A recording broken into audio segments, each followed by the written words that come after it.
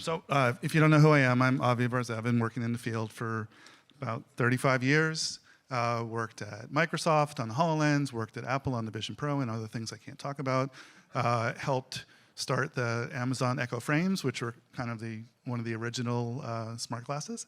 Never quite had added cameras to that, but they could have. We have a thing called the XR Guild, if you're interested.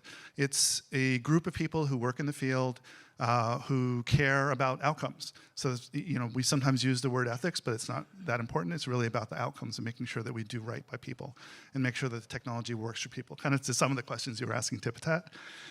We figured if we get the professionals together to understand what the right thing is to do at any given situation and do it, then it doesn't really matter if your CEO is a sociopath. We'll just do the right thing. All right, so here we go. So you all know what user experience is, UX. There's a whole discipline related to it. But with the advent of, or the oncoming of new AI, there's a lot of people talking about UX for AI. Like, well, okay, that's a thing, but that's not what we care about. We care about the UX for people. So maybe we need to be a little more precise in what we're talking about. So let's start calling it, I would argue, HX, human experience. And this is already done in some places like at Apple. The group of people who work on the human interfaces are called HI. That's the department. So the H is important. It's not just for anything, it's for real people. They ask the question, what makes HX magical and what makes it suck?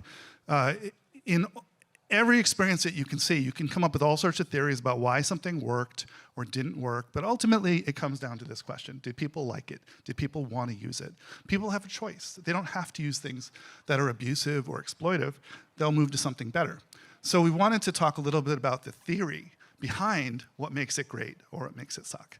And I'm going to draw from a bunch of different disciplines, and I'm going to try to define my words. So if you work in one of those disciplines and you define it differently, that's okay. I'll explain how I'm using the word, and you can argue with me later about whether it's right or wrong.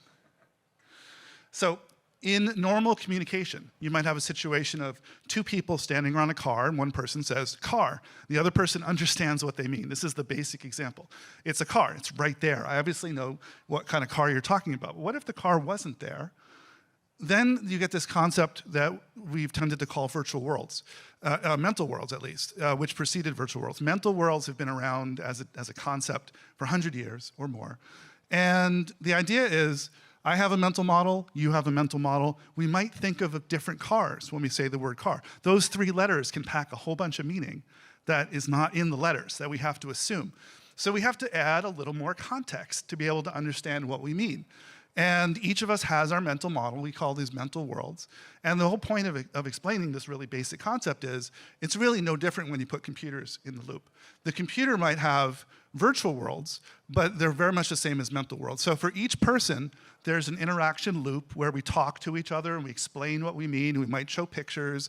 We might use the names of cars or whatever else will be descriptive. And we get closer and closer to a shared understanding. Now, if we do it through mediated communication, the computer is in the middle. So the computer has a role in helping us understand. Now, the computer needs to have its own mental model, its own computational model of what a car is. Otherwise, it can't really help us too much. So here are the words that I'm gonna define, so you understand how I'm using them. You're welcome to your own definitions, but what's important is that I'm at least consistent for this talk. So perception, we use it, very informally, but it's essentially our understanding of the world. Presence is also another term of art that you'll see in the science a lot, but I'm just gonna define it very simply as our sense of being in the world. Right now, you all hopefully feel present here, right? I feel present, thank you.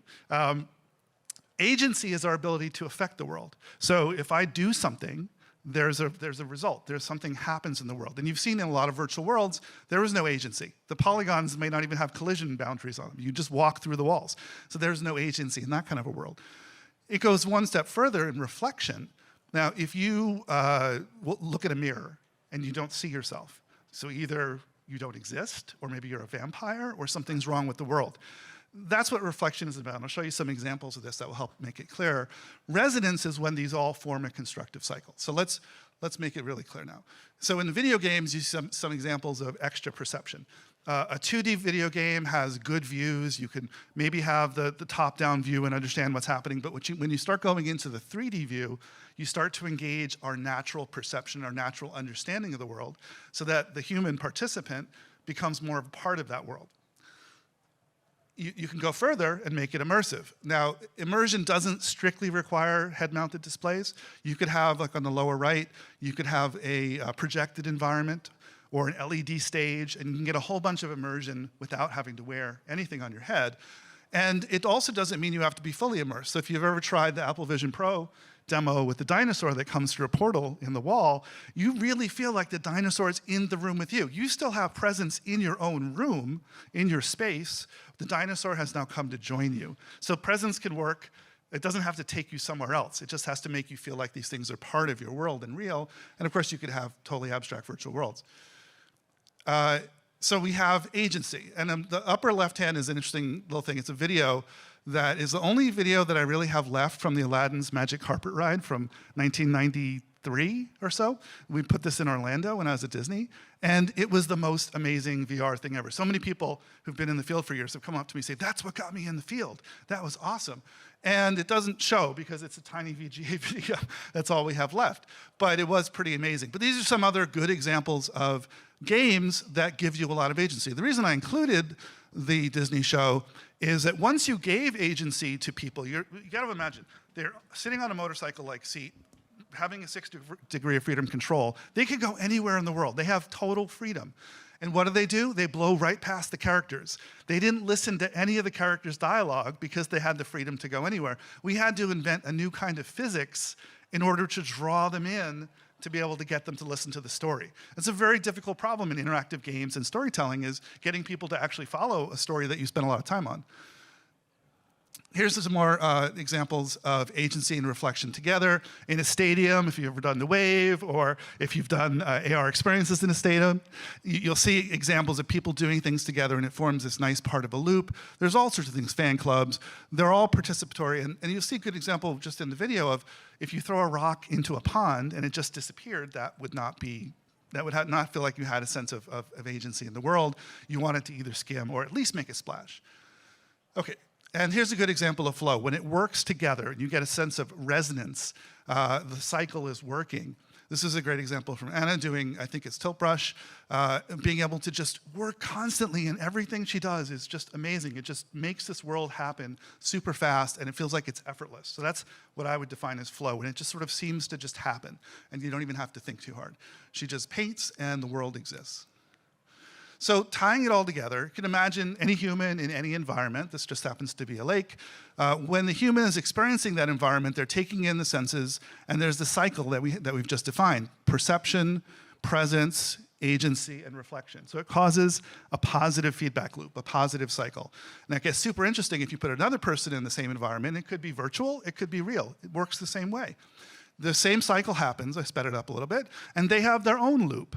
And then the computer that's managing, let's say it's a virtual world, can connect those two together. That's where world models comes in. People talk about world models, and Tivitat talked a lot about this too, about sensing the world, and they're good for robots and a whole bunch of things, but what they're really important for is having computers understand people and understand how we see the world and what computers need to do to help us have better experiences in the world. So that's what the world models are really for. Now, you could also do it wrong. So this is the part about the don't do this stuff. So don't diss people. And what I mean by that is, if you have perception minus presence, you get disbelief. If you have agency minus reflection, you get disillusion. If you have agency minus accountability, we've seen a bunch of examples of that, you have distrust, and anything you do wrong, any mismatch, causes dissonance, which is the opposite of what we want. So if you want to ask the question of why does something work, and why does this thing work and this thing doesn't, try to frame it this way, and you'll see maybe it's breaking the experience on one of these levels. And maybe that's the thing that needs to get fixed in order to take it to the next level. So how do you find the magic? So this is what I do for a living. Spent a lot of time doing this, and again, Apple, Microsoft, all these projects started with this. The thing that I like to call experience prototyping. I don't think I invented the term.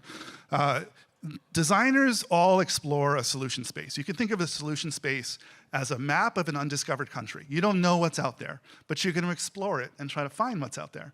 Well, the XP does it a little differently. We shoot missiles out and try to land everywhere. We try to map the whole space as quickly as we can by building quick little prototypes that help us understand, as opposed to just finding one interesting area and spending a lot of time on it. That's good use of time, but it doesn't get you to the whole space. So we try to cover the whole space, and in all the examples I worked on, like HoloLens and Apple Vision Pro, they all start with this process of doing these really interesting, very little prototypes that help everybody understand. Because one of the things you have to do inside of any big company, and this will be true of maybe investors as well, I've been in a few startups myself as well, you got to build confidence. You have to have people believe that you can do what you say you're going to do. And so these kinds of prototypes are a great way to build the confidence for yourself first, for your team, and for the people who are the stakeholders in what you're building.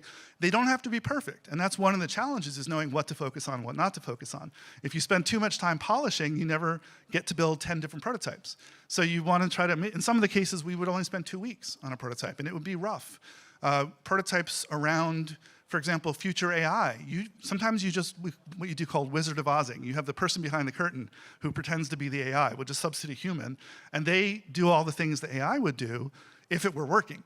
But what you want to see, is it a good experience? Not can we build it, but if we built it, would it be the right thing to build? And you get a lot of answers around that. So to wrap this up, this is part of a bigger talk, which was actually has the title, will be up in a second. But what goes wrong a lot of times is people start over, they start from scratch, they forget what happened before. One of the most important parts about experience prototyping is the documentation. Actually remembering what you did before. I wish I could share all the prototypes that we built with everybody so everybody could learn from them. The ones in the big companies are very proprietary, so they don't like to share. But if you start over and don't learn from it, the thing that happens all the time is reality always wins. You think you might be smarter, you think you might be better, you might try something that was totally new and do it, and maybe you're good at hype and you want to hype things up and get everybody excited, but the end result is the truth is going to come out. If you built your experience and people don't like it, it would have been way better to discover that in the lab before you showed anybody. You would have saved a lot of money. So that's my talk.